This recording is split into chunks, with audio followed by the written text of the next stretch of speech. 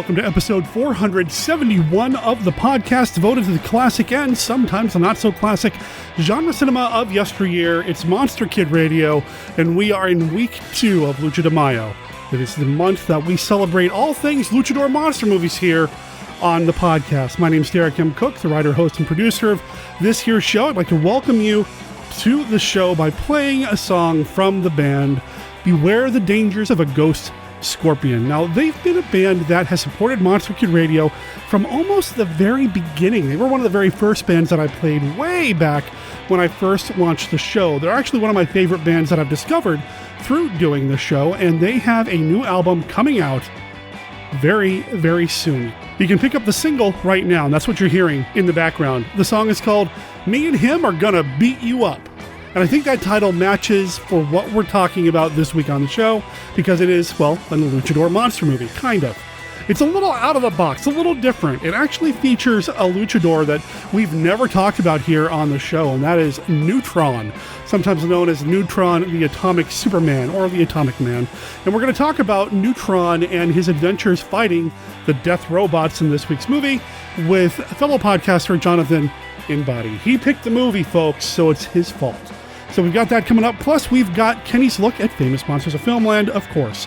I also want to talk a little bit about what's happening this upcoming weekend with the Revenge of Social Distance Saturday. Social Distance Saturday is the weekly, I guess we can call it a series now, where I am hosting anywhere from 9 to 11 hours of monster movies, TV shows, and all sorts of other fun stuff over on the Monster Kid Radio Twitch channel, which you can find at twitch.tv/monsterkidradio.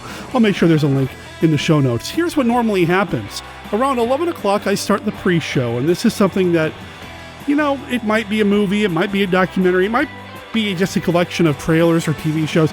Basically, it's just something to kind of get everybody warmed up. That starts at 11 a.m. Pacific time, and then slightly after noon, we start the movies proper.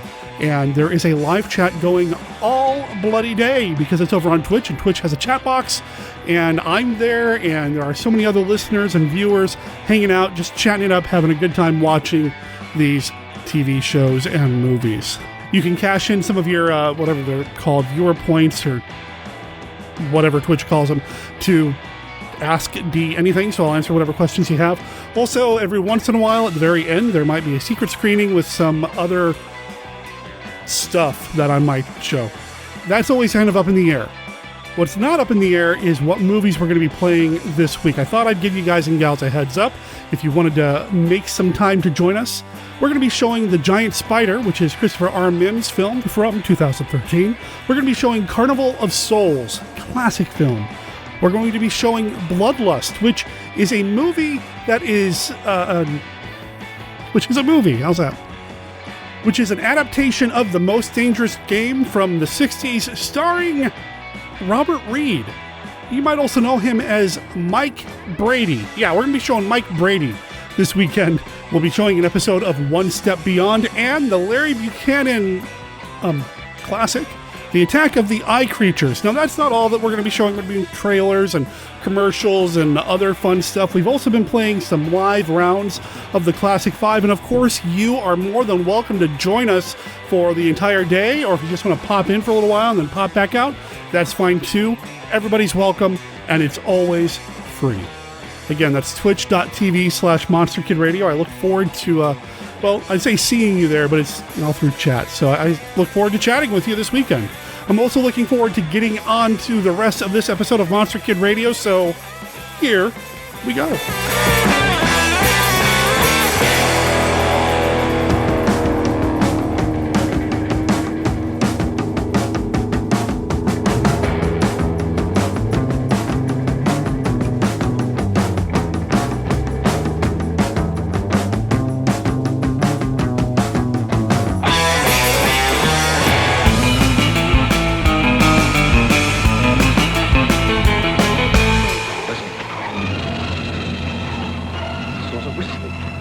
They're coming down by the hundreds. Get Hall.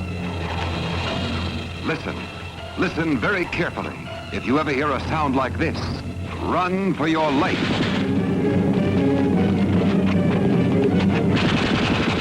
Run before it is too late. For if you stay, you will lose your soul. Coming closer, closer, closer is an enemy from outer space.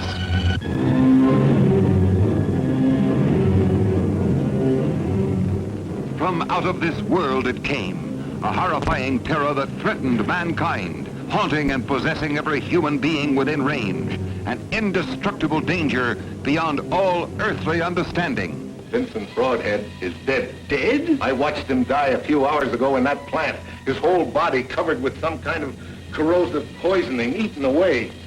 It poisoned everything it touched. The mind and the body of man was no longer in his control. They ran from this unknown menace, but there was no escape.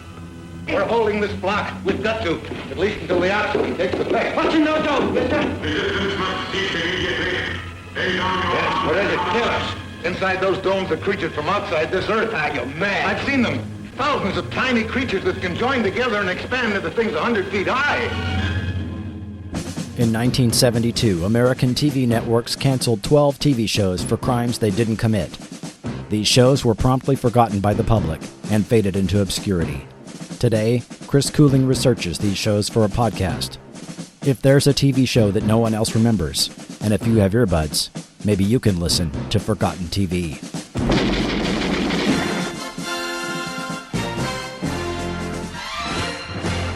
Two giant monster films, The War of the Gargantuas and Monster Zero. See the two mighty Gargantuas battle to the death. And on the same program, Rodan and Godzilla join forces to destroy the deadly Monster Zero. The War of the Gargantuas and Monster Zero. Both in color, rated G, general audience from United Productions of America, a subsidiary of DEI Industries. Hello there, Monster Kid Radioheads. This is Kenny with a look at Famous Monsters of Filmland.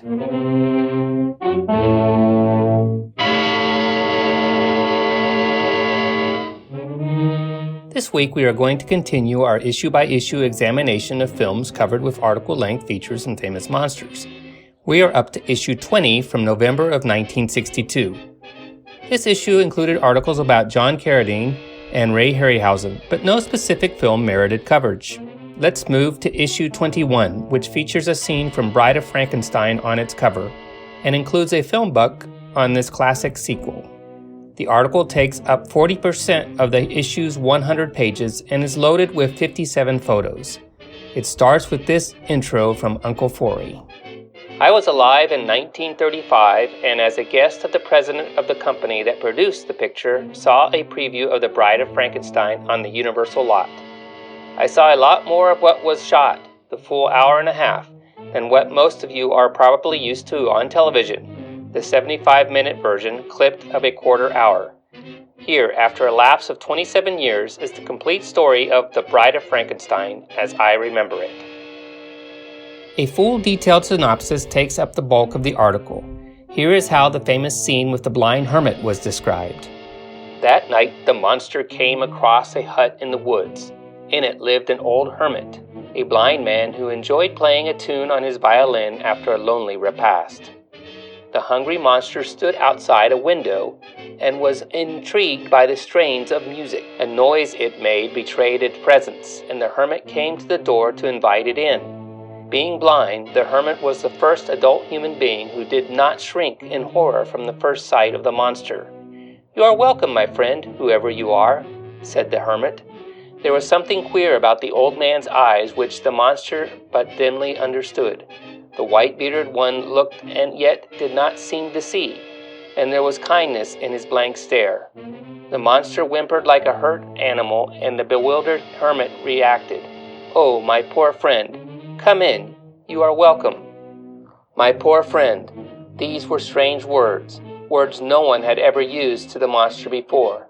Their meaning was not clear, but the tone, it was something new, different from the usual harsh, strident, angry, fearful, menacing sounds made by human beings. Tentatively, the monster took a step through the open doorway. A hand clasp of friendliness fell upon its shoulder. It grunted its satisfaction when soothing hands touched its wounded head. After the explosive finale is described, the article continues with notes about the film's history and reception. These include a publicity release from Universal CEO Carl Laemmle, Variety's review of the film, and a short list of facts which include these. Karloff's costume was 62 pounds. Each shoe weighed 21 pounds. John Carradine had a brief role in the film. Bride used many more sets than were common for films of that time, including the 70-foot tower laboratory. A fake stand-in for Karloff was built so that a real stand-in wouldn't need to be made up. One story idea considered that the brain of Victor's bride would be used for the monster's bride after the monster had killed her.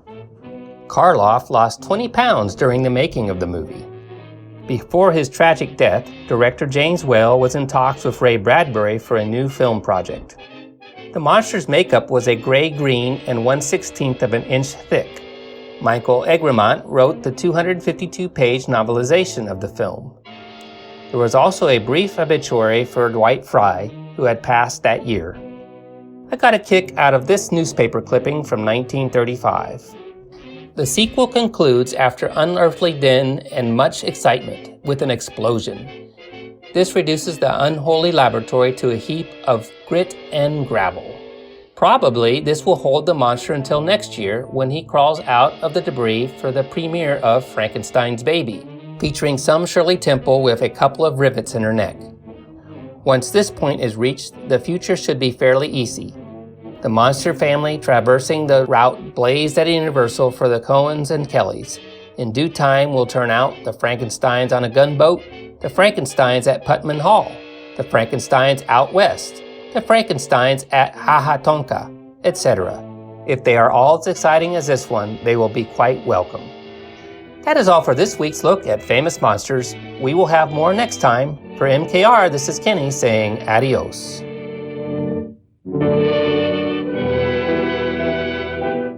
Okay, I know that Famous Monsters of Filmland was being facetious. There are no movies called Frankenstein's Baby, Frankenstein's Gunboat, and so on.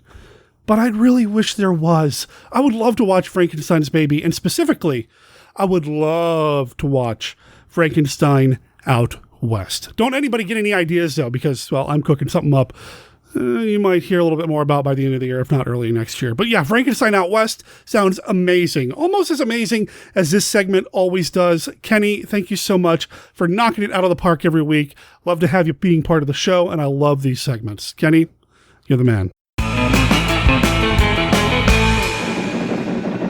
Witches, demons, man-made monsters all make up the news tonight, and we'll have more after this. Night of the Witches and Dr. Frankenstein on campus. Never before has the screen dared such cold, unspeakable terror. Tales of vampirism, supernatural horrors, medieval demonology, and coffins in the castle dungeon occupied by day, empty by night. You will believe the most unimaginable grip of cold, dead horror ever felt, ever shown on any screen. Night of the Witches and Dr. Frankenstein on campus, shown together in a bond of eternal fiendship. The management has agreed to provide nurse and ambulance service for stricken patrons. Rated R.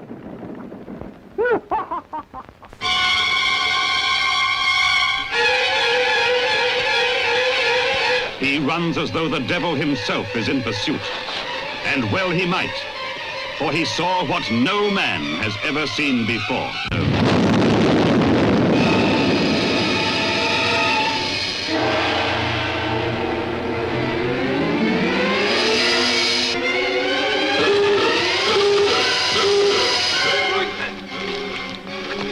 It's on its way. The man on the main gate had it just like the others. It's coming in on the west side. Look! There it is, on the roof! 3 experts in science and security lead a band of men who try to find a way to exterminate X, the unknown terror. Only to find a tunnel of fear, from which there is no escape. Dean Jagger as Professor Royston, top secret scientist. Edward Chapman, Elliot, in charge of lab operations. Leo McKern, Inspector McGill, security officer.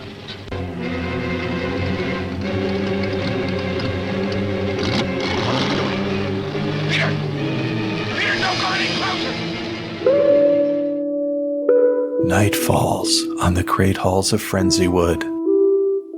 Chris and Jerry read this week's comics with a sense of terror and foreboding. Which books will they enjoy, and which will unsettle them with an eerie mood, striking into their very souls? They work their way through the rare and mysterious tomes to find those worthy of your attention. A knock comes to the door, bringing something strange and otherworldly that no one has ever seen before. It's The Professor Frenzy Show! Professor Frenzy, it's a show. Professor Frenzy Show. Professor Frenzy, it's a show. Professor Frenzy Show. If you like indie comics and also like podcasts, please try The Professor Frenzy Show. Find the show in iTunes search and Facebook. Episodes tweeted out on @ProfessorFrenzy on Twitter. Thank you.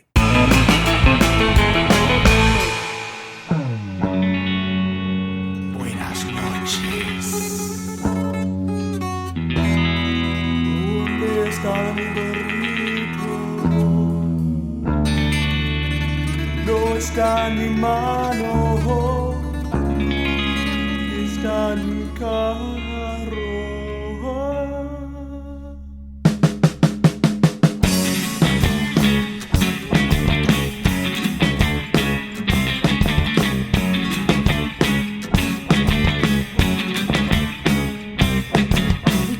Of nowhere, some straight from Mexico, king of the wrestlers, that man of Santo, boasting a silver mask, a nifty suit and tie, all know the Santo will give it his best try. The man behind the mask is a mystery to all, his fight never ends, he never will fall. The deal you face, your life will be safe, 'cause nothing can stop that man of Santo.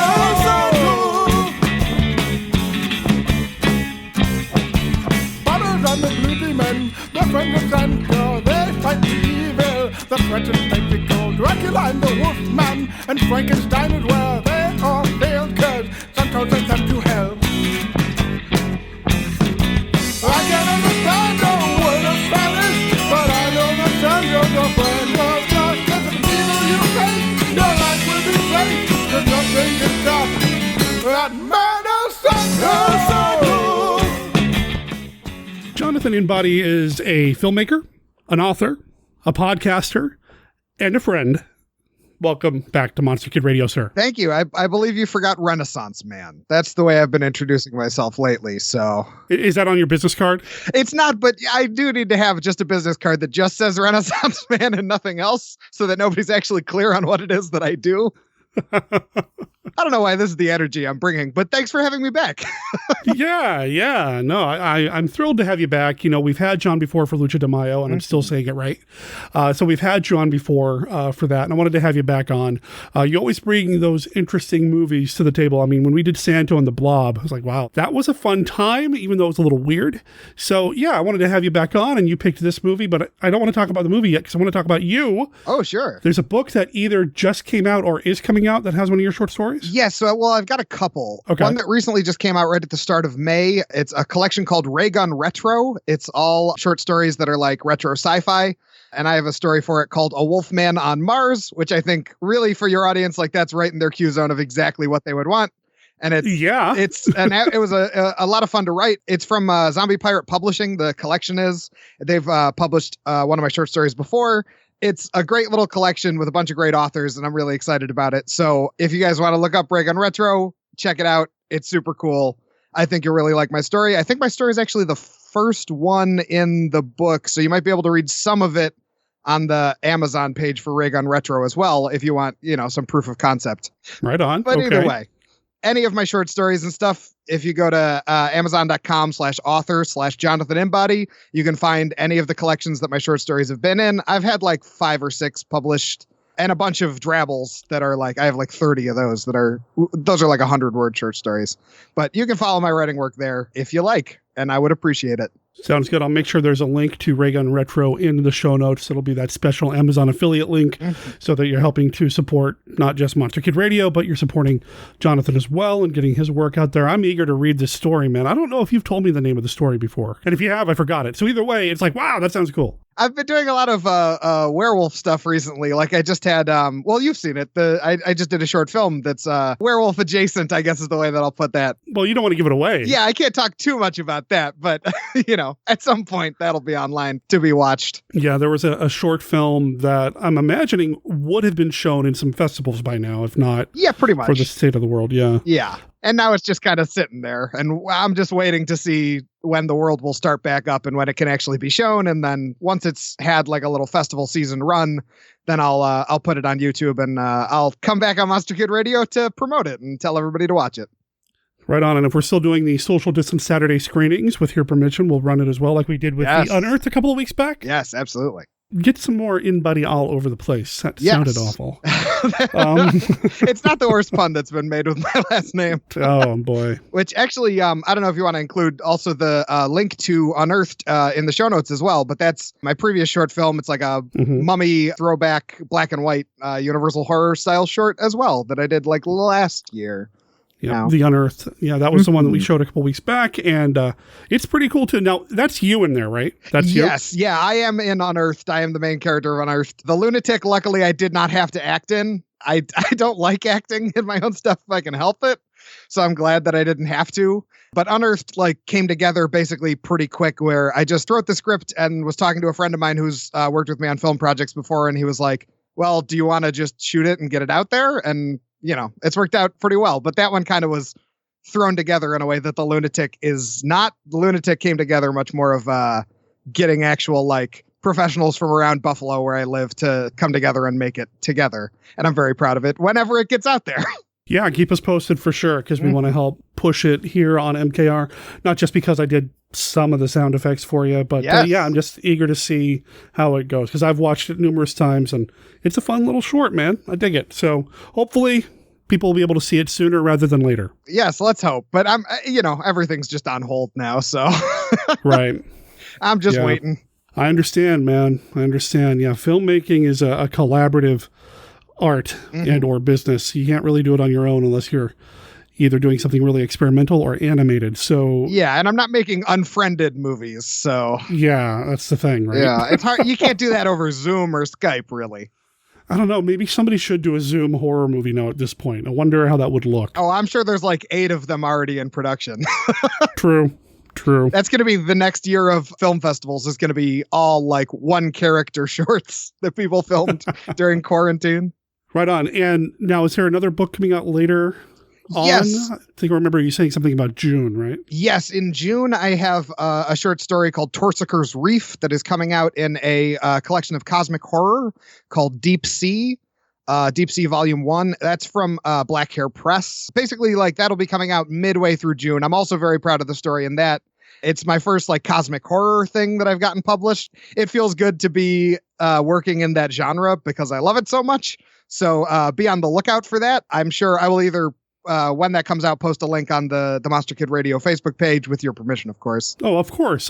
Yeah, we support our own, man. It's all good. Well, I wish you the best of luck with all that, of course. This Ray Gun Retro book definitely looks right up my alley, and it's part of Kindle Unlimited right now, so I think I'll be picking that up when we're done recording here. Awesome. Yeah, you got to let me know what you think. Yeah, Wolfman on Mars is written for you and me and all of your listeners. Oh, it sounds like it. Right on. So, let's see. What else do we do? Oh, yeah, we play a game with everybody. The Classic Five. The Classic Five! So the Classic Five, for people who don't know or haven't been paying attention or just brand new listeners, the Classic Five is a game that we play here on Monster Kid Radio every time we have somebody on, at least when I remember. Each card has a this or that, which movie do you prefer style question. There are no wrong answers. It's just a way to get Monster Kids talking or keep them talking. Jonathan, are you ready to play the Classic Five? Let's hope. I always get nervous. No, there are no wrong answers, man. There are no wrong answers whatsoever. I'll find one. Don't worry. No, this is just all fun. Oh, okay. First card right off the top. It comes from the Kaiju expansion. Okay. What city do you want to see a Kaiju destroy right now? And we are not a political podcast. Let me just put that out there. Yeah, I was sorely tempted there. I still will say DC because I think DC has interesting landmarks to destroy. Okay. I think any of the national monuments would be cool to watch a kaiju smash through, just for that same oh man, I can't believe it feeling that you get like when the White House gets blown up in Independence Day and all that kind of stuff. I think in Earth versus the Flying Saucers, isn't there some of that? Oh yeah, there is. Yeah. I think so. Yeah. So yeah, now I'm just imagining that with kaiju. Yeah. I'm imagining like King Kong, like snapping off the Washington Monument and using it as a baseball bat, you know, like that's where I'm thinking. Oh, okay. Fair enough. I like it. If that tells you anything about my thought process, that's where I went first. All right, card number 2. What classic movie monster would you want to see in a science fiction setting? Ooh, that's interesting. In a science fiction setting, I kind of want to see a... I mean, you already wrote Werewolf on the Moon, so, you know. Yeah, that's true. That is kind of... I've been doing some of that, but I kind of want to see mummies in sci-fi. Like maybe a mummy of an alien creature. You know, that'd be something. I feel like I've seen something like this. It's not the 4th Indiana Jones, but I feel like there's something I've seen. Life Force. I mean, that's vampires, but still. Yeah. They're kind of mummies too. Yeah, true. Okay. I mean, I'll make that movie. If somebody wants to pay me to make Mummies in Space. Working title, but let's start the Kickstarter campaign now. Already getting it set up. I like it. All right, card number 3. Dwight Fry in Dracula as Renfield or in Frankenstein as Fritz? I gotta go with Renfield. Renfield is, I just love the character type of Renfield. Like I love all the weird little details of like the eating flies and just generally being a maniac. Like I just love it. He's just charmingly insane. He has more of a journey in that film too. Yeah. Fritz is just all evil all the time, whereas you get to see him really kind of, well, like I said, go on a journey. It's not a good one, but you get to see more Dwight Fry as an actor who really was an underrated actor. I really wish we had more of him out there. Mm-hmm. Good stuff. All right, next card. If you had to colorize a Universal monster movie, which one would it be? Oh, I mean, I don't want to. I know, but if you had to. If I had to. Man, if they're like threatening me, I guess Bride of Frankenstein. It would be interesting to do some weird colors for like the little homunculi guys. Like I think that'd be an interesting one to because the tone of that one gets so silly in a good way. Where I think it'd be interesting to make add some weird splashes of color to that and make it kind of a Andy Warhol-esque kind of color scheme to it. And somehow I think James Whale would be okay with that. I think he would approve, yeah. Interesting. Okay. All right, final card. What's your favorite Val Lewton film? I mean, gotta go with Cat People, right? Like, hey, I'm asking you, man. I mean, I'm just trying to think, like, is there a way to... yeah, I don't know, because that's like a favorite versus best question for me, but I think Cat People is where I'm going to come down on either side of that. Like, Cat People is just such a well put together movie that I can't not choose it. Across the centuries comes this exciting story of a modern girl cursed by an ancient legend. The legend of the Cat People. Women whose kiss means death, whose love turns them into vicious, snarling beasts of prey. And I think I've said this on the show before. Val Lewton's one of those filmmakers where whenever I watch a Val Lewton film, that particular one becomes my favorite. And it doesn't matter if I've seen it before or if it's a brand new thing or whatever. I watched The Leopard Man. That one becomes my favorite because it's the most recent one because they're all just so good. I actually have an episode on Isle of the Dead coming out in June with returning guest Paul McComas. And I'm looking forward to editing that and getting that out there because now that one's my current favorite because that was the most recent Val Lewton film I've seen. That's a good way to get enthusiasm for all the episodes about Val Lewton movies. They're great, man. I can't think of a Val Lewton genre picture that I dislike. I have to admit I've not seen his non-genre work, and I know there's very little of it out there, but I just haven't taken that plunge yet. But yeah, I mean, Cat People. So good, man. It's hard to deny. Cat People is such an instant classic, too. Like, the second you watch it, you're like, oh, I understand exactly why people love this movie. There's a reason why Criterion put it out. Yeah, absolutely. You know? All right, well, that was the Classic 5. I think you did just fine. Yeah, I did okay this time. You did okay. No, you did fine. You did well enough that you won the game, even though I said there are no wrong answers. Your prize is that you get to talk to me about a luchador film. It's everything I've always wanted. This is one that you picked. This one is on you. I'll take the blame. What is the movie? The movie is Neutron the Atomic Superman, also called Neutron the Atomic Superman versus the Death Robots. And fun fact, Neutron is both not an atomic Superman and there's not death robots in this. Yeah, I'm thinking something probably got lost in the translation. Yeah, the dub in general feels like they're really trying to cover up what the movie's about. It makes it really confusing and muddy to try and figure out what the plot of this movie is at points. Right? Boy, this one, this was a first time watch for me. I had never seen it before. I have never seen any of the Neutron films, and I know there were a few. And I know the lead actor, Neutron, Wolf Ravinsky's, is an important dude when it comes to these luchador films, you know? Yeah, he's been a bad guy in a bunch of them. He's been a bad guy in a bunch of them, and he's the only one who really had a leading role in these luchador films that wasn't really Mexican, which I find interesting. Right, yeah. Yeah, that didn't even really occur to me, though. I guess Wolf should have kind of tipped me off to that. It's from Latvia and came over. I can't remember why, but there's a reason why his family fled and ended up over in South America and then went from there. And then he began wrestling when he was 19 years old, and ultimately that transitioned into the films. Yeah, and I haven't seen any of the other Neutron movies. I've seen this one because I had seen this as a Riff Tracks version a couple of years ago, and then when Lucha de Mayo was coming back around and you were like, hey, do you want to come back? I was like looking through Prime and trying to see what was there, and this was on here, so I suggested it because I remembered it being crazy and having vampire monkey men as the monsters in it. So I want to assume this has to be at least the second movie in the Neutron series, because there are plot threads that were clearly set up in the first movie. I don't also think that if I watched the first movie, I would still understand everything that happens in this one. It feels like there's a lot that they're just not gonna tell you as the audience.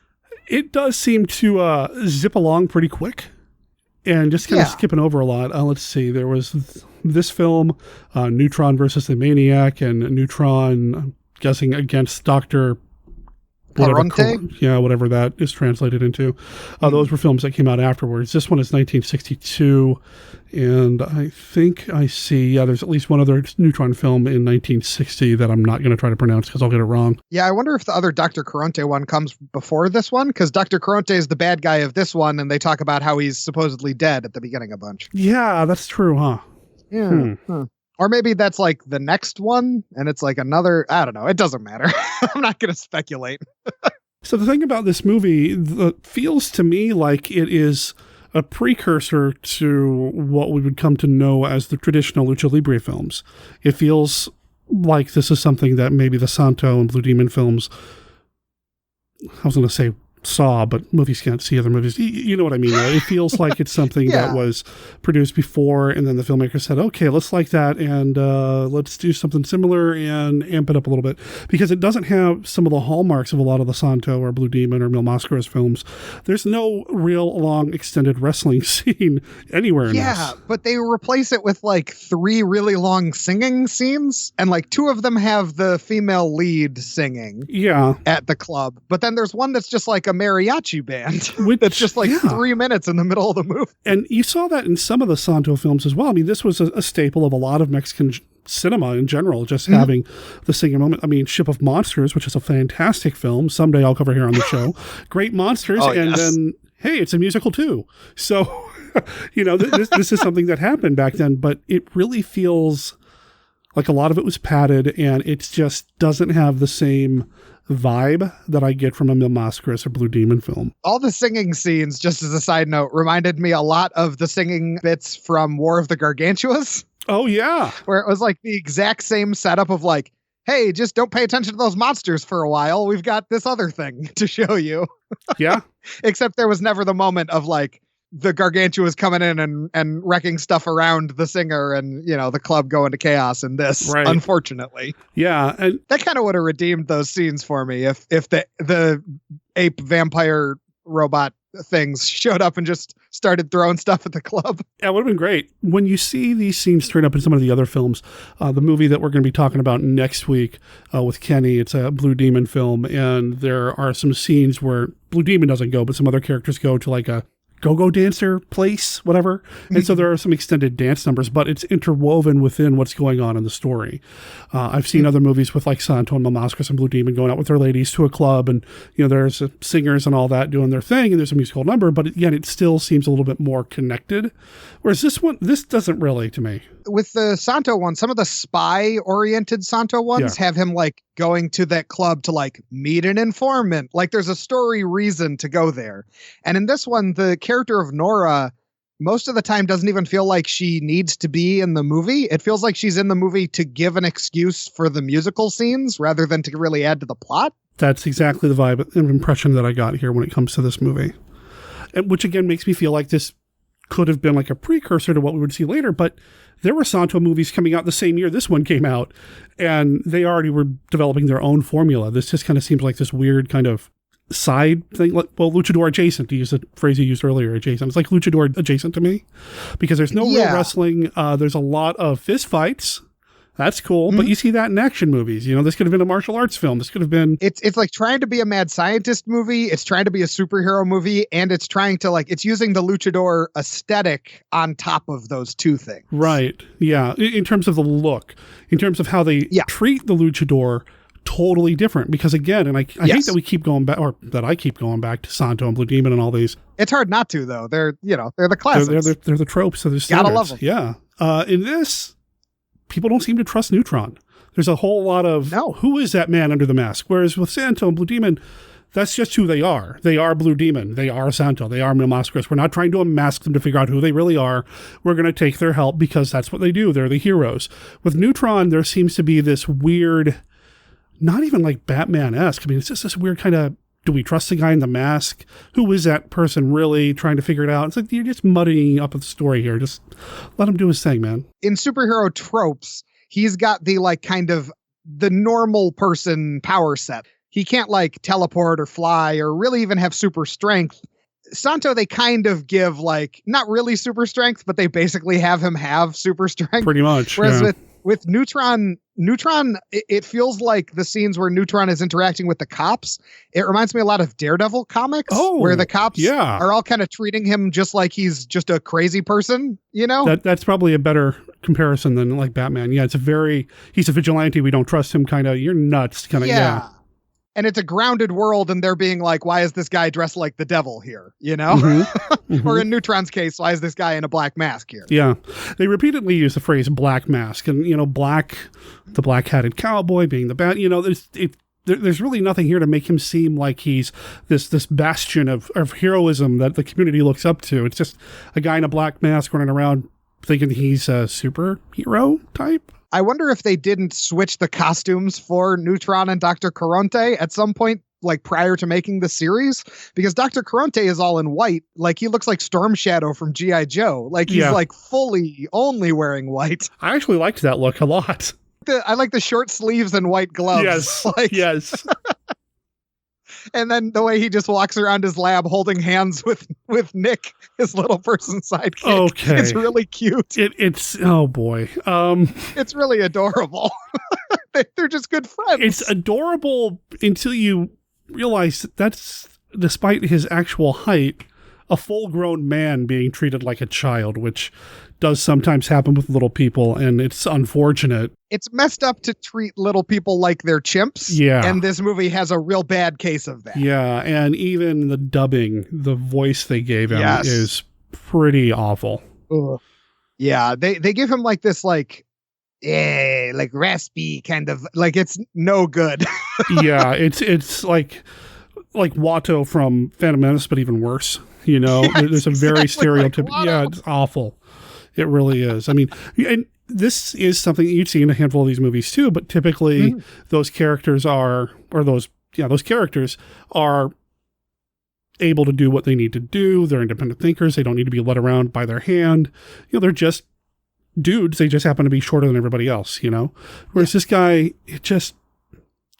I can't imagine being an actor and being a little person and trying to find roles that don't do that. And it's uncomfortable too. The climax of this movie eventually becomes Dr. Caronte and Neutron are fighting, and Dr. Caronte just keeps yelling instructions to Nick. The primary tension of the climax is like, can Nick pull a lever even though he's real small and the lever is real big?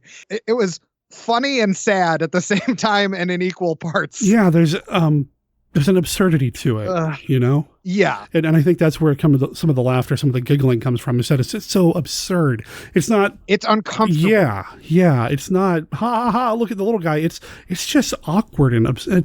It really does make me feel for the actor who played Nick.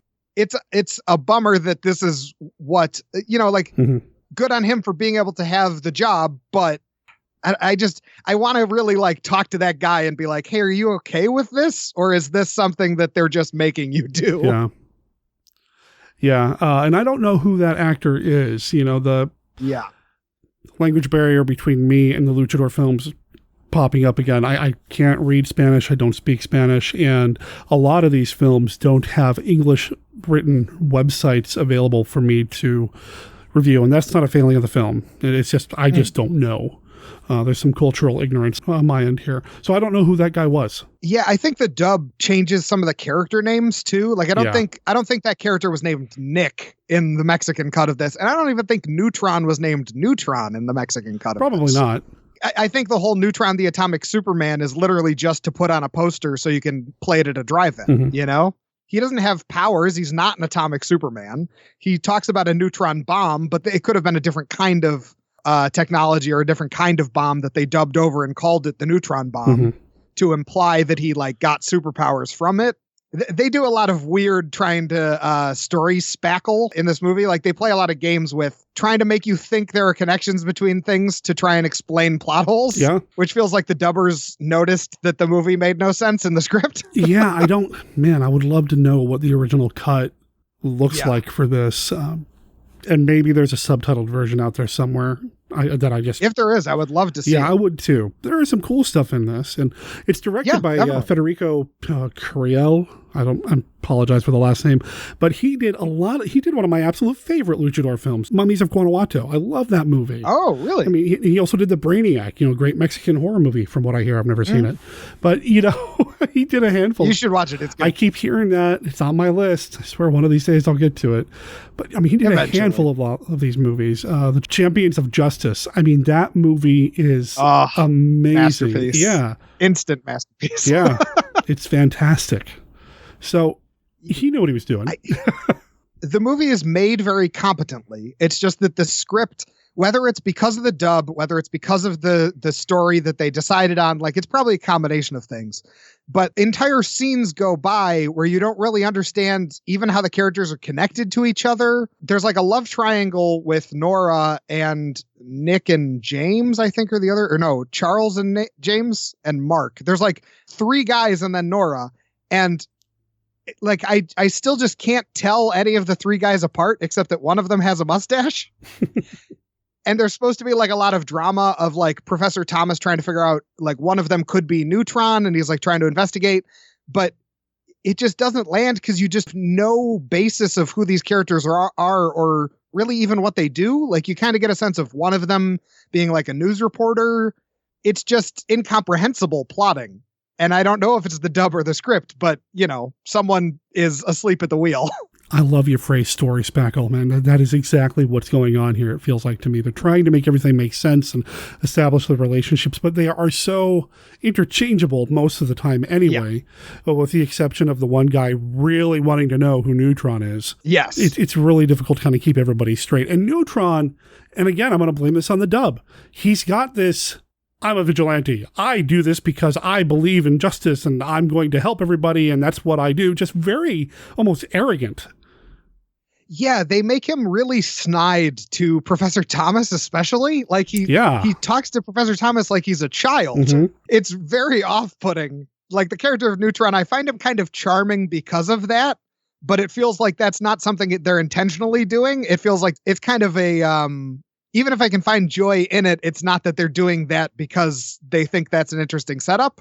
They just wanted to make him like Mr. Authoritative superhero guy, and he just comes off like a real jerk.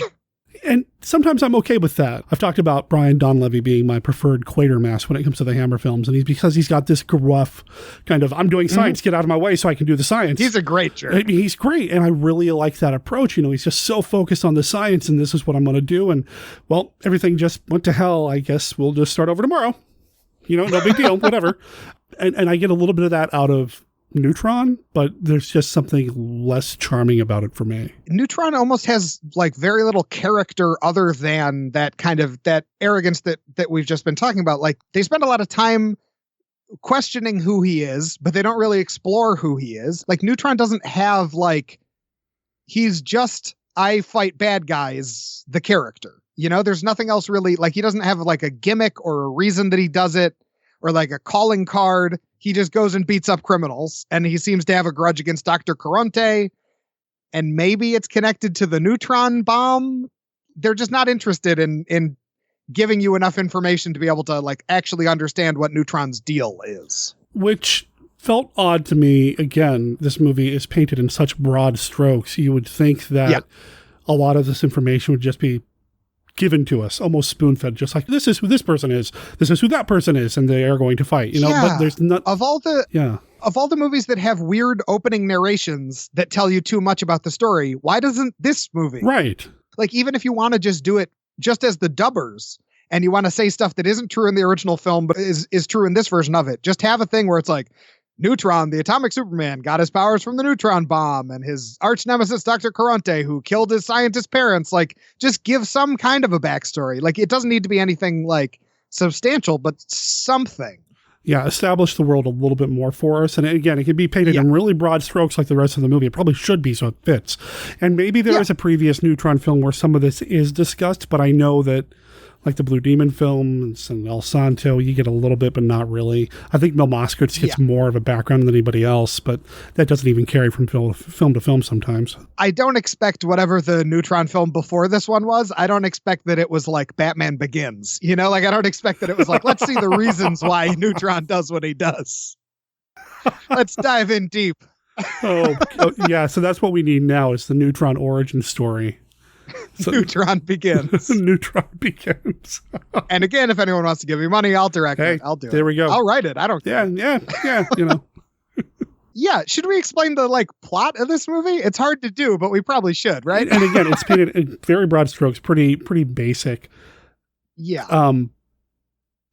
So yeah, Dr. Caronte at the I was like, where do we start with this? It really is kind of yeah, go ahead. Yeah, so at the beginning of the thing, Dr. Caronte is supposedly dead. He died in presumably the climax of whatever the last movie was. Sure. Neutron is talking to Professor Thomas about reconstructing the neutron bomb. That's just a thing that's really important that they're just supposed to do. I believe Professor Thomas says we must ensure world peace. And once I have the formula to the neutron bomb, we can all breathe easier. Because I wrote that down in my notes, and I don't know what that means, but sure. Okay.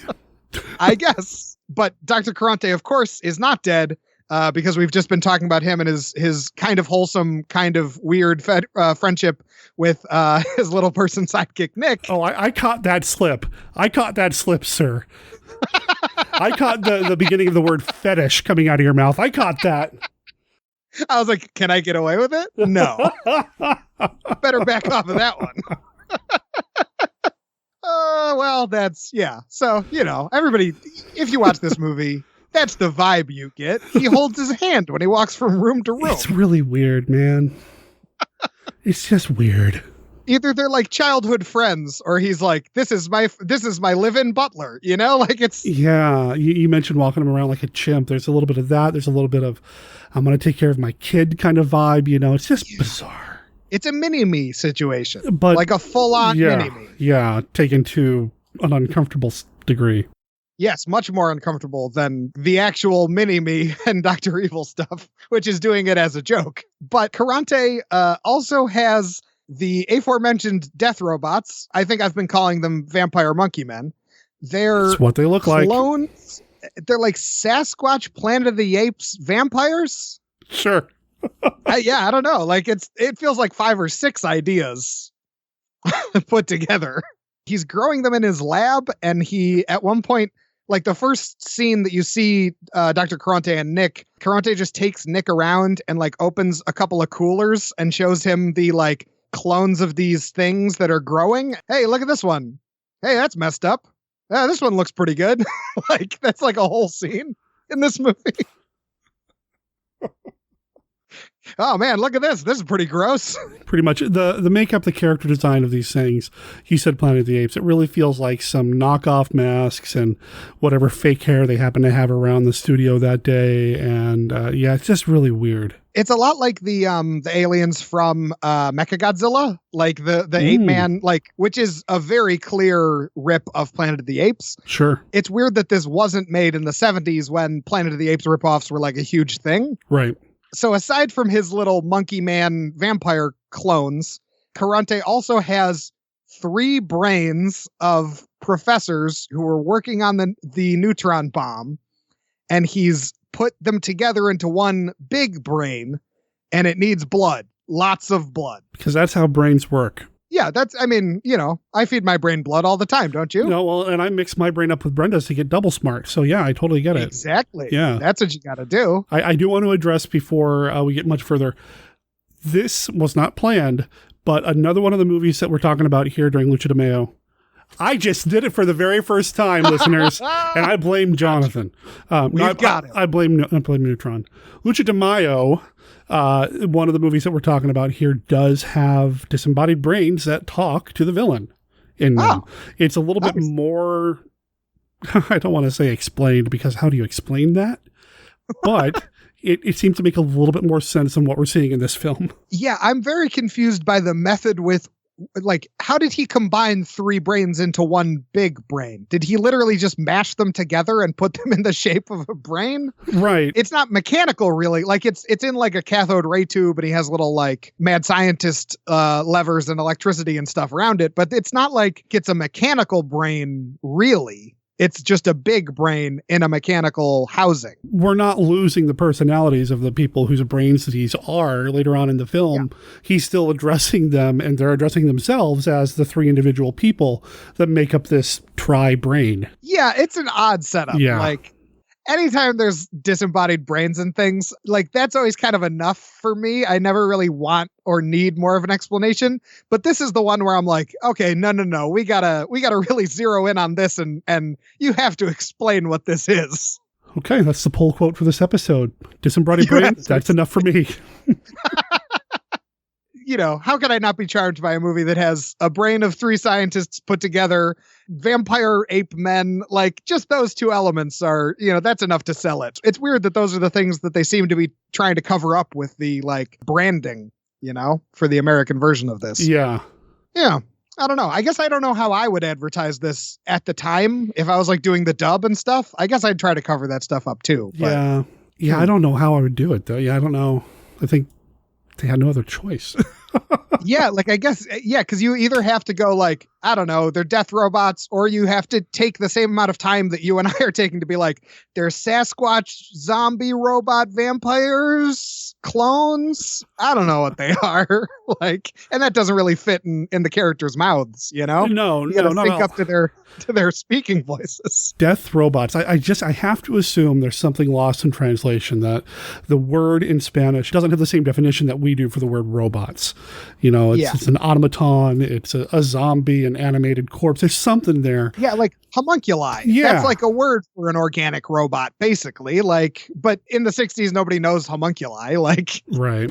You can't just be like, and if you're advertising the guy as the atomic Superman, the rest of the title has to be something that seems like a problem that only an atomic Superman could solve. Exactly. So you got to be like, death robots. That's what we're doing. What would a death robot look like? If there was a death robot, and we're not looking at this film, what would a death robot look like? I like to think it would be a robot skeleton. Okay. Terminator style, but a little more Harryhausen-y. Huh. That'd be a fun one to have a luchador fight if Harryhausen did like stop motion robot skeleton effects for a luchador movie. We're going off the path here, and that's okay. You say that, and my immediate reaction, my brain immediately flashes to the Jason the Argonaut skeleton fight. Yes. But instead of skeletons, they're Terminators. They're T-1000s, you know, they're the skinned version. It's not the Arnold version. This is going down another slight rabbit hole, but we can return right after this. It would be so cool to see. This is what the Terminator movie should be doing now. They should be doing Terminators in different historical times. Oh, yeah. You have a story with time travel. What are you doing? Have an Old West Terminator movie. Like, what? Why are we not funding this? But, you know, if anybody wants to have me make an Old West Terminator movie, then just let me know and pay me for it. I'll direct it. So that's the theme for this episode of the podcast. Jonathan wants funding for like 4 or 5 different really wacky ideas. For anything. All of my movie ideas end up really, really insane and bizarre. Well, you're the guy behind X Meets Y, so yeah. That's true. That's kind of the whole vibe, is trying to make some weird nonsense. So, But now I do want to see a Terminator film where they go further back in time. Then I got a whole pitch. I could line it up, but you know, I don't want somebody stealing it. Well, yeah, James Cameron, listener to Monster Kid Radio, he's going to take that idea. Now, admittedly, I have not seen the last few Terminator films. The last one I saw was actually Terminator 3. So I don't know if they say in any That's of the probably other a movies. good choice. Yeah. I don't know if they say anywhere else if there's a limit to how far back they can go. I don't know if that's ever established. But yeah, they should be going back. They should find a Connor, you know, before they even immigrated to America and just sink the boat, you know, whatever. Yeah. And there's like, if you don't even want to do like the Connor family, which I think would be a good way to do it. But even if you don't want to do that, you could have it be like, there's this one specific place that needs this one specific thing that eventually will be used in the factory to make Terminator. You know, like the whole thing with the Terminators, they're trying to make sure that they exist and that they're trying to erase their enemies. You know, there's other ways you can make that a compelling. Anyway, okay, we got to actually get back to the actual movie. This is kind of what happens on your podcast. This is what happens on my podcast. This is why you should come on my podcast. Oh, man, it terrifies me. The idea of being on your podcast is scary to me, man. It really is. That just makes me want to have you on more, though. I know. I shouldn't have said anything. We'll make it happen eventually. Anyway. I'll work you. But anyway, back in the movie, the ape vampires are sent out. Nick takes them out on the town so they can drain people of blood to feed the 3-brain. And the cops show up to one of the crime scenes and go like, oh man, looks like vampires did this. That's weird. and that's like a whole scene. It's a whole scene, but it's also the extent of the investigation, really. It's like, oh, that's odd. They just wait there for Neutron, and then Neutron shows up and is like, wait, vampires though? And they're like, yeah, it looks like vampires. And he's like, okay, I guess I'm looking for vampires. I guess that's what we're doing. Oh, man. And in fact, there's a quote that I also put in my notes. Okay. From one of the cops on the scene. A lot of people have been seeing vampires and calling us. You'd think that would stir a bigger reaction. Nope. Just one detective and a couple of beat cops. Oh, yes, the vampire calls. I remember hearing about that in the break room. It's like, what? No, that's a thing. If this was a Santo movie, I could understand it because it feels like the cops, like the authorities in Santo movies have really seen everything. Yeah. But I don't know that the Neutron universe has frequent vampire attacks. Sure. It's just, I love how much describing the plot of this movie is just like hitting yourself over the head with a hammer where you're like, I don't know what's going on anymore. It really is. And to be clear, dear listeners, I am not going to edit out all the giggling and laugh fits here. We are having a blast talking about the movie, even though it's not the best. It is a delight. It really is. It's a delight that it's like the bad dessert for you with tons of sugar, you know? Yeah, absolutely. Yeah, but it's still a delight nonetheless. It is certainly worth watching. It is certainly worth enjoying, at least in my opinion. Sure. Like it is constantly surprising in a lot of ways that make it really fun to watch. Yeah. Yeah. And it does something a little bit different. I mean, if you're looking for a luchador movie that doesn't follow the same story structure or tropes that Santo and Blue Demon do, head over to Neutron. You get something a little bit different, but still kind of in the wheelhouse. Yeah. I mean, how many movies have a luchador chasing an ape vampire back to its base and then the ape vampire rips off its own head so it's not followed? Like, how many times does that happen in a movie? And I love that sentence just came out of your mouth with almost no interruption. Just how many times does that happen? I mean, you know. Completely reasonable. Oh, man. Neutron uses a flamethrower against him at one point. Mm-hmm. He's just flamethrowing ape men. That's pretty good. Yeah. Sure. This has just become so stream of consciousness. I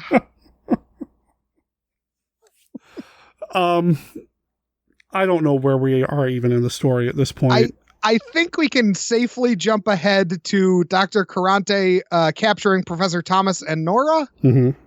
Because he wants Professor Thomas to, I guess, complete the formula from the 3 scientists that are in the 3 brain thing. Sure. I don't know why they can't do it. Maybe they're not aware that they're in a big 3 brain. Sure. It raises a lot of questions. Yeah. There's an evil Neutron as well. There's like a Neutron impersonator. Yeah, which really seemed to come out of the blue for me. And like, what? I don't. What? The cops just take it for granted that Neutron has suddenly turned against them, which feels weird too. Like, I know that's like a superhero thing of being like, well, he's behind the mask, we can't trust him. Right. It completely comes out of nowhere because like Neutron arrives at the scene the same time the cops do. Yep. And the cops are like, well, he was on the phone with us and he said Neutron's here when he disappeared, so it must have been you. Nah, man. Like, clearly it's not. Why would it be? The investigative skills on display here. Man, these police officers are something else. It is like Gotham City levels of uselessness.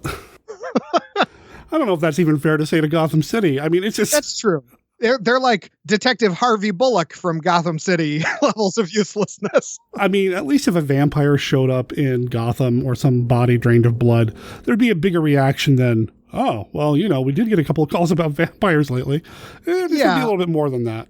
Yeah, I think Commissioner Gordon would at least be like, we should follow up on this case. This seems important. This seems like something we should pay attention to. Yeah. Maybe a little. Yeah. There's I'm trying to I'm just looking through my notes and I'm like, wait, this happens in this movie? There's a pit of monkey men that I completely forgot about until just now.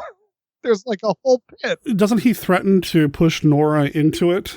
Yeah, like the evil Neutron is gonna like throw her down in, and I guess that's what Carrante is using to motivate Professor Thomas to help him complete the formula. He calls her, like, what does he say? Like, she'll be a great morsel for them or something along those lines. It's just kind of that's gross. Also, like, he was growing like 3 of them and now he has like a basement full of them. Sure. That they're just standing around. Like, why didn't he send all of those to go get Neutron?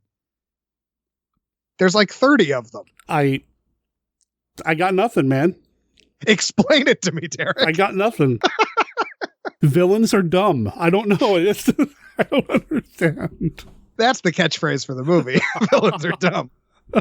There's also some stuff about a bomb that gets lost. Honeymooners at an airport take a bag with a bomb in it by accident, and Neutron has to go get it, and the bomb looks like a sea urchin made of metal. So before Neutron tries to find it, the police are going to try to find it. There's like 9 couples that came off this airplane from Los Angeles, and they're going to go to each couple's house to make sure they don't accidentally have the bomb. But they don't look in the suitcases. It's, hey, is that your suitcase? Yep. Okay, thanks. And then just move on. Well, bye. Sorry to bother you. Yep. I can't believe that you said these were bad cops. They seem like they're so effective. They know what questions to ask, I guess. They know the one question to ask, which is that your bag? Oh, okay. The thing is, so the bag is the same size as the other one, but they are different colors, right? I did catch that. They are like different patterns. Think they are. Yeah. I'm still confused by how the bomb ends up in the bag at turnstile at the airport. If getting the formula is so important, how does Carrante have it to make the bomb to put in the airport to threaten the world with, to make Professor Thomas help him make the bomb that's in the bag at the airport? Yes. Is that a different bomb? I don't know. Did he just have one laying around, but he doesn't know how to replicate it? I don't know. Yes. These are just a few of the questions that I've had after watching Neutron, the Atomic Superman.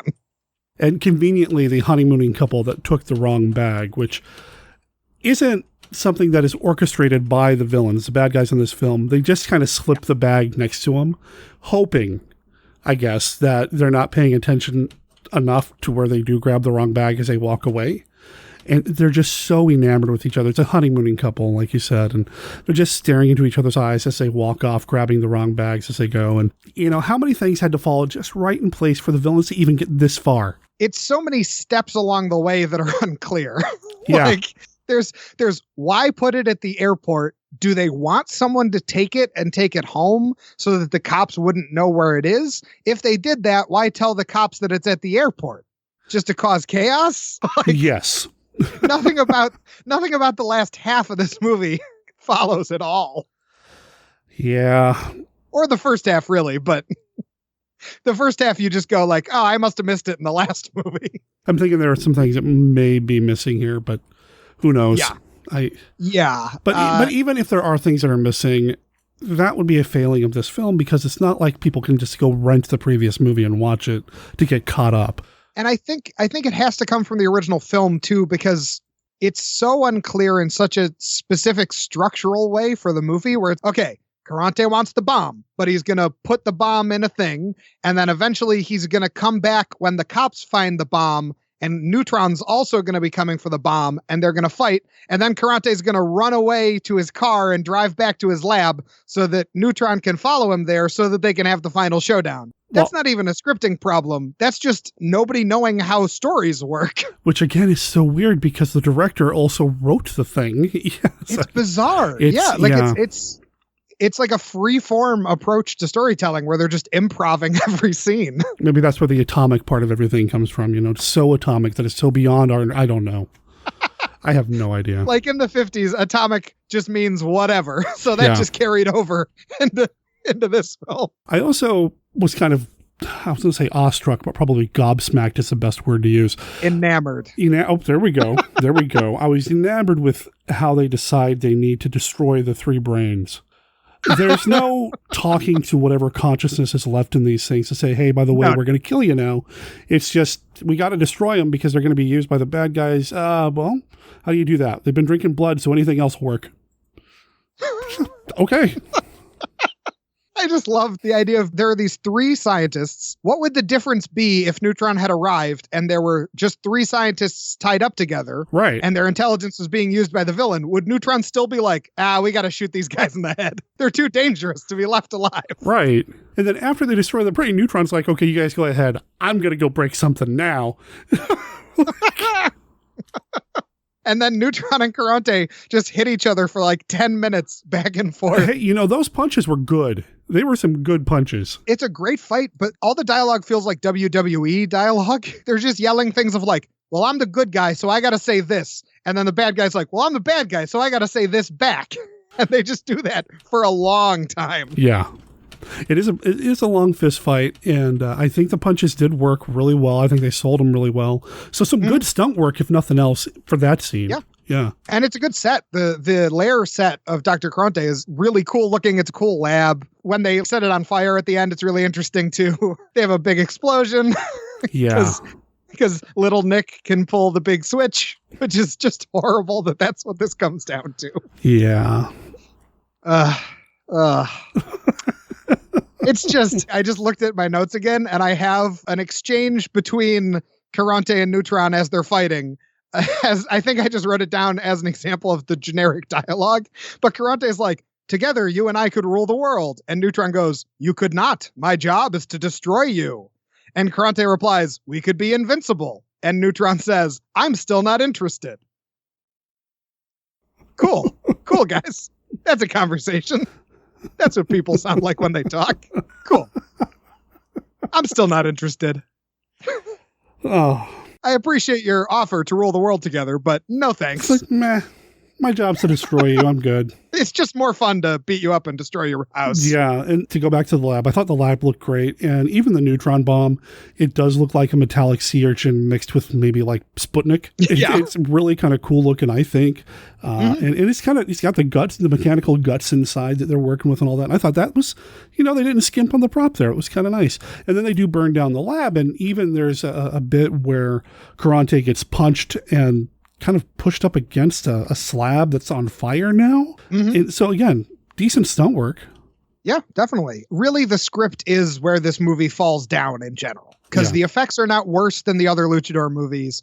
The acting is not really worse than the other Luchador movies, but it's just that, like we've been saying, it feels more like an impression of what a Luchador movie is than it feels like a Luchador movie. Yeah, there are some echoes of them, but yeah. They're just going through the motions, and it just doesn't feel like at any point they were passionate about it, really. I mean, Carrante probably was, because his acting is pretty delightful, but... Oh, and he's great. I think he was more interesting to watch than Neutron, which tells you something about the film, I suppose. Yeah, Carrante, with the exception of leading Little Nick around. So that, adds to his character, too? It does kind of, yeah. It's always a thing in superhero movies that the villains are always more interesting than the heroes. And this movie has that so much. Carrante is so charismatic. It needs blood, lots of blood. He's so big and hammy, and his weird affection for Nick and his weird monkey men. I wanted the movie to be more just about Carrante. I don't need Neutron in this. Yeah, that's the thing, right? It's a fine line. You got this balance. You got to have a really awesome villain for the hero to really display how awesome they are against the villain. In this case, I feel like Neutron just failed to live up to the challenge, I suppose, in terms of charisma and presence and holding a story together. He just doesn't have a gimmick, and Carrante has 5 gimmicks, so it just makes him more interesting. That all said, I've lost track of how many times we've just kind of dissolved into fits of laughter. It's a fun movie to watch. I mean, it's kind of outrageous and absurd and surrealist and just, man, there's a lot of it that just does not hold together. And again, I'm guessing a lot of it has to do with the translation and the dubbing. At least I hope so. It doesn't help. It's like if you ran something that was already bad through Google Translate twice, where it started as bad and confusing, but now it's incomprehensible, Yeah. You nailed it, man. I think that sums it up. that pretty much does.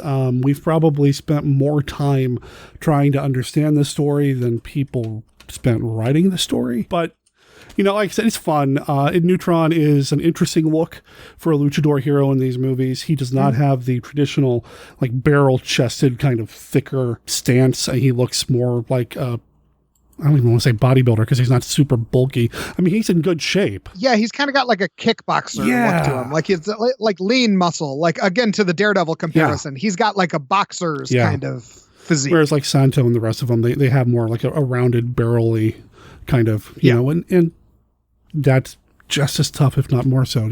I get it. So he doesn't really look like the traditional, and that he's wearing black, but he's a hero, just kind of still rubs me a little wrong. Yeah, and his only gimmick is that nobody can figure out who he is, which is every superhero gimmick. Basically. Even at the end they do a whole thing where Professor Thomas is, maybe I'll find out who you are someday, Neutron. Maybe he's any one of these 3 guys who are trying to court Nora, or maybe he's all of you. And I was like, oh, that's an interesting gimmick. If multiple people take on the same superhero identity, that's a story. Tell me that story. That is a story. Tell me that story. That was just a throwaway line at the very, very, very end of this film. Yeah. I want to know that one, because that sounds interesting to me. That sounds unique. You don't see that. They're wearing masks, so why not? I think it would kind of work as a cool little It would be so tale. cool, because you could have them have different skill sets. Oh, well, today, the character of Neutron that all 3 of us are playing, he's going to go up against somebody strong. So we need a strong man to be Neutron. And then the next day, he's got to be fast. So we need somebody who can sprint real good to be Neutron. It's a bit like the Green Hornet thing, where there's the hero himself and then there's the public perception of the hero. And I feel like more superhero stories should play with that. I agree. Yeah. Because, Green Hornet is a superhero pretending to be a supervillain. And that's always a really interesting idea for me. And I feel like this could have been something like that, but it just wasn't. Yeah, I mean, I feel like of the 4 films that I'm talking about this month for Lucha de Mayo, See, I screw it up once, and then it's forever unlocked in my head. Anyway, for this month, this is actually, even though this episode is going out the second week of May, this is the final recording that I'm doing for the Luchador films. Jonathan was the last one that I wanted to get in. So I've already talked about the other movies with the other people that are going to be on the show later this month. I don't even remember where I was going. I got stuck on the Mayo thing. I was just going to say, this must have been, at least for you, a good palate cleanser of moving from luchador movies to something else, because of how weirdly deconstructive this discussion of this movie has been. Yes. Yeah. It's, I can almost say I've seen it all this month with the different things that I've covered and will be covering later on this month for the show with this film. We talked a little bit about how some of the luchadors are superheroes, basically. In fact, one of the movies that's coming up, the luchador hero has superpowers, literal superpowers. He teleports, and nobody seems to think it's a big deal. And it's not just, oh, how'd you get here so fast? You actually see him dissolve from the screen in front of you. And nobody really seems to blink an eye at it. Yeah, I suppose you could go the other way and get too extreme with your superpowered luchadors, but still, this one needed a little bit more. Yeah, I kind of almost want a luchador movie that has the Superman style of powers, especially from like the 60s and 70s, where every time they needed Superman to get out of a jam, they were like, I don't know, he has super ventriloquism. Who cares? Here it goes. Here's the story. You like it? Whatever. Go buy the next comic. Yeah, I like that. Well, so this movie is available. You can get it on Amazon Prime, and I know that Juan at Fifth Dimension Films also sells a number of the Neutron movies. I'm sure it's available out there. If you are so motivated to see this film, I think you should. Yes. It's definitely an interesting take on the luchador subgenre, and it is a little deconstructive because it does, things. It feels like a cover band. That's it. Oh my God, we've cracked the case. Oh man. So, Jonathan, we've mentioned X Meets Y a few times. We did not talk about it at the very beginning of the recording. That's right. X Meets Y podcast. What is it? I've taken it for granted now that I've been doing it a bit. Yeah, I know, but I still want people to know about it because it's such a cool idea. And that you still and it hasn't lost any of its appeal because it's so different every single time. Yeah, well, that's what we aim for. Like, for anybody who doesn't know, basically each episode, I and a rotating cast of guests will randomly select 2 movie titles and then have half an hour to combine them into a totally new, totally original movie idea. That's the general pitch for it that I give at the beginning of every episode. We try to get some weird combinations. We try to come up with some genuinely good movie ideas that are inspired by these weird combinations. One that's coming up relatively soon that I'm very excited about is The Cat in the Hat Meets the Witch, which was a lot of fun to do. Whoa. Okay. So that's the kind of weird matchup that we kind of aim for. We also just recently released National Treasure Meets the Matrix, which was one of my favorite episodes that I've done in a long time on X Meets Y, which I've been doing for like 2 years, a little over 2 years now. But if anybody wants to check it out, please do. I'm very proud of it. I really enjoy making it. New episodes every other Wednesday. Come check it out, xmeetsy.libsyn.com or wherever you get your podcasts. And again, link in the show notes. All right, man. Next time we have you on, we'll find something that's got a lot more depth. We'll figure out something that's a little more like a story, you know. Yeah, something that has, like a beginning, middle, and end. I know that sounds crazy, but, That is a lot to ask, The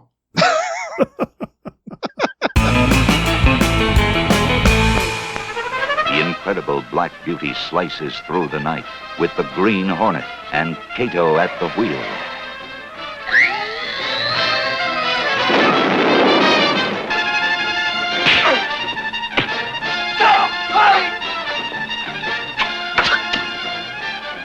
Why is this man sought by those on both sides of the law? Money means my life. I've got to get away. Tell me who has the gun and your life is guaranteed. By me. You have my word. Let me warn you about the Green Hornet. I could flood the world diamond market with your perfect imitations. I can make you millions. He's not the two-bit kind of thug you're used to dealing with. He's clever and he's dangerous. Master criminal or brilliant crime fighter? Who is the Green Hornet? The Green Hornet, in color on ABC.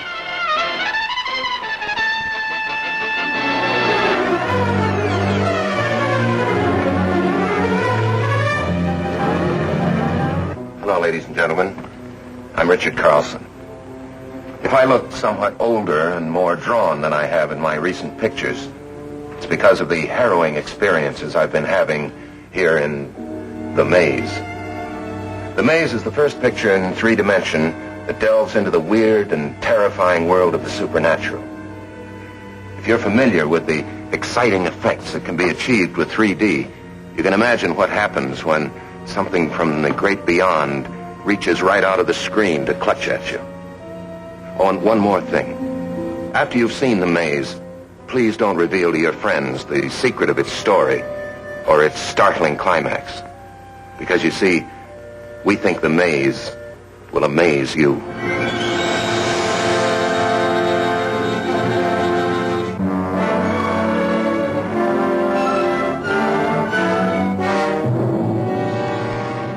Shipwreck survivor, unknown forces lie in wait at Frankenstein Island. What have you done? Why are you in this cell? What have I done? What do I do? I'll show you. Look. It could be a scientific breakthrough. But where would it end? What sacrifice of the psyche would be considered extreme when humans are used for experimentation? Ruthless science finds no limit, no boundary, and all because of the obsessions of one man. Mark, I want you to listen to me. We've been friends a long time. Now you owe something to that friendship. Oh, Doc, you were yourself. You wouldn't be asking me to do anything different. Right, they've been feeding you dope ever since you got here. Strange beings exist at Frankenstein Island. Strange compulsions.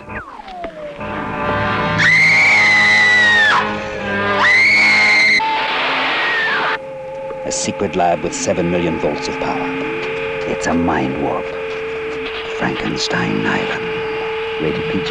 Parental guidance suggested.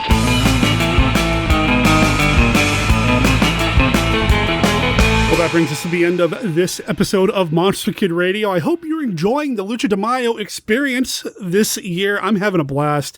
Really kind of trying to tap into some luchador movies that we don't normally hear about or talk about here on the show, tackling some subjects that we don't normally tackle here on Monster Kid Radio during this month or any other month of the year, really, quite frankly. This Neutron movie was an interesting pick, and I'm glad Jonathan brought it to the table. I know, and I said this during the recording, I know that Jonathan and I just had a laugh going through that recording. I did edit out a lot of the laughter because there was just so much of it.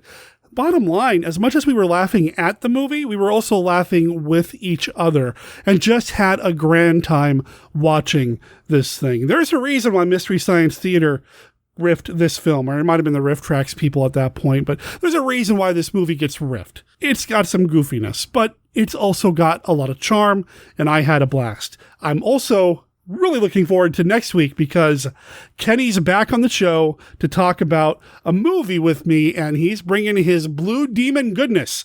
Blue Demon and the Infernal Brains. It's also had a few other titles, but we're going to go with that one. That's, oh boy, that's a good one.